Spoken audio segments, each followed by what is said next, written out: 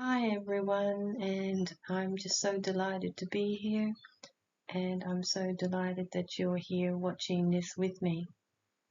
I'm bringing forward another beautiful alkaline recipe, and I really hope and your family enjoys it.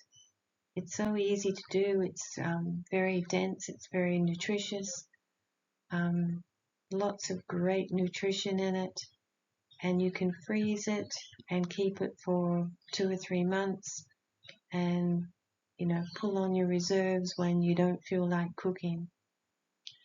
So our recipe today is the alkaline bean split pea soup, and I've been making this soup for many years, and I have tweaked it over the years since my alkaline journey to make the soup more alkaline and better for the body to fight inflammation. So you'll find it really easy to follow. The only couple of things I'd like to say is that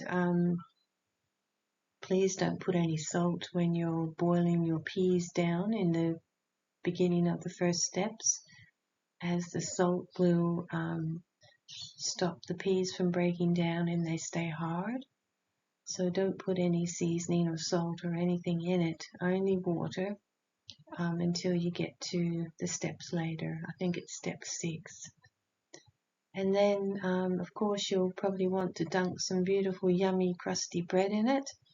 And of course, most bread is acid forming, but this soup is so alkaline, and you can give yourself a little treat and maybe have some sourdough with it. Sourdough is a great choice. It's not alkaline though, I will say that. It's actually acid forming. But if you choose an artesian sourdough that's made in the proper way, in the old-fashioned way, with a starter of a starter of a type of probiotic, it's very good for your gut health and very beneficial for your health in general. So just don't fall into the trap of buying sourdough bread that's made in the supermarket that's made from bread starters.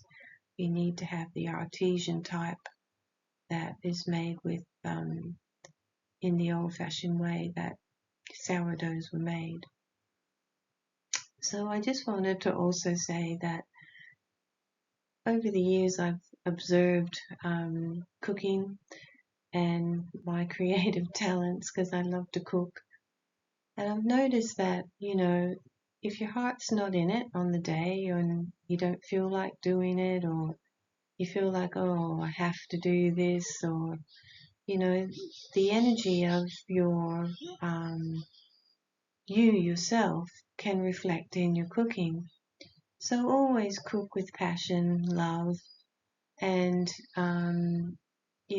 the best possible outcome will happen. It's just amazing if you make that observation yourself as to that happening, and you'll probably wonder why that particular day something didn't turn out quite as well as what it has before.